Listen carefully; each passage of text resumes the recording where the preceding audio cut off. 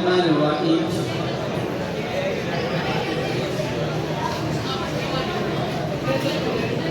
ملے گی منزل مقصود ہم یہ ایمان رکھتے ہیں. ملے گی منزل مقصود ہم یہ ایمان رکھتے ہیں. ہم اپنی رہنمائی کے لیے قرآن رکھتے ہیں. وفاداری وطن سے ہو یہی قرآن کہتا ہے. وفاداری وطن سے ہو یہی قرآن کہتا ہے. ہم اپنے دل کے ہر گوشے میں ہندوستان رکھتے ہیں. نحمدہ ونصلی علی رسولہ الکریم. اما بعد. محترم و مکرم اساتذہ کرام اور عزیز طلبہ، السلام علیکم ورحمۃ اللہ وبرکاتہ. حضرت سامعین کرام، آج کی اس خوشی کے موقع پر آپ حضرات کے سامنے اس عنوان پر تقریر کرنے جا رہا ہوں. حقیقت تو یہ ہے کہ میں اس کا اہل نہیں ہوں، نہ میرا مطالعہ اتنا وسیع ہے کہ ہندوستان کی آزادی سے لے کر اب تک کی تاریخ کو بیان کروں. اس لیے کہ طویل عمر ہے درکار اس کے پڑھنے کو ہماری داستان اور آگے مختصر میں نہیں.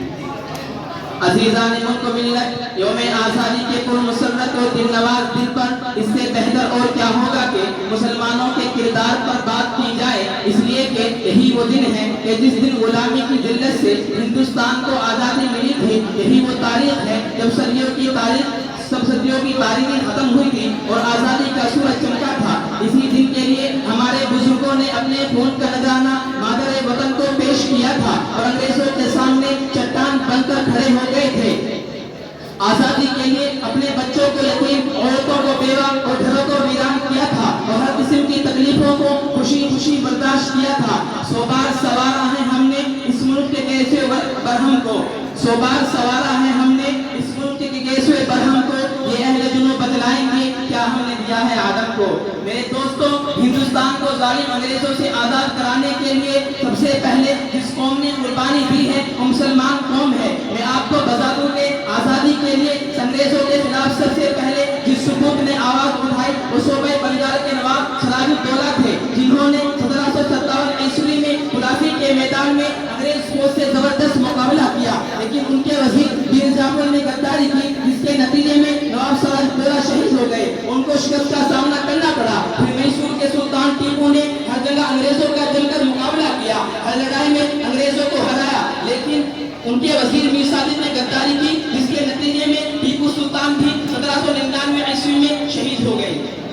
حضرات، انگریز مورخ تھامسن کہتا ہے کہ ہندوستانی تاریخ کے 3 سال بڑے المناک ہے.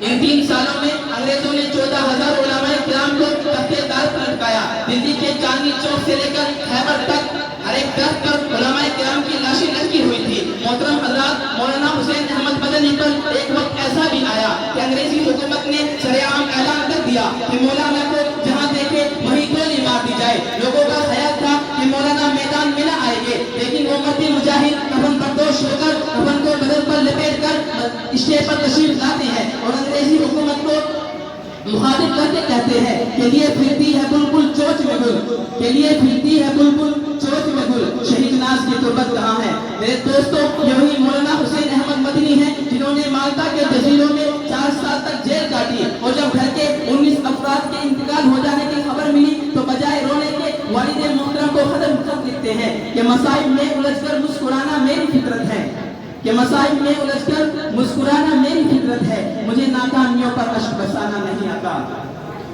میرے بھائیوں، میں آپ کو تاریخ کے اوراق سے لے کے سچی کہانی سنا رہا ہوں. ایک لمبی تاریخ کو مختصر طور پر بیان کر رہا ہوں تاکہ ہم اپنے اسلاف کی قربانیوں کو یاد کر کے فخر سے کہیں کہ ہندوستان کی سرزمین پر ہمارا پورا حق ہے. ہمارے بزرگوں کی امانت ہے. وہ قصے اور ہوں گے کہ جن کو سن کر نیند آتی ہے، کہ وہ قصے اور ہوں گے کہ جن کو سن کر نیند آتی ہے، مگر سچی کہانی سے عمل بیدار ہوتا ہے.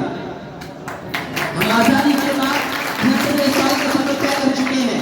ہمارے مجاہدین نے آزادی میں بخوشی اور ہنستے ہوئے موت کو گلے لگا کر ہمیں آزادی فراہم کی ہے. انگریزی سامراج کو ہندوستان چھوڑنے پر مجبور کر دیا تھا. آج ضرورت اس بات کی ہے کہ ہم آزادی کی قیمت کو جانیں اور اپنے مجاہدین آزادی کو حقیقی معنوں میں خراج تحسین پیش کریں. ہمیں اس بات کو یقینی بنانا چاہیے کہ ہندوستان میں خوشحالی آئے اور ہمارا ملک دنیا بھر میں ترقی کرے. اے وطن، تجھ سے ایک نیا اس سے ایک نیا عہد وفا کرتے ہیں. مال کیا چیز ہے ہم جا بھی پھکا کرتے ہیں.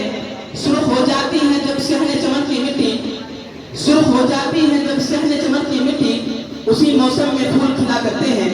اے نگہبان وطن تیرا نگہباں خدا, اے نگہبان وطن تیرا نگہباں خدا, اس ولایت کے بچے تیرے حق میں دعا کرتے ہیں. وما علینا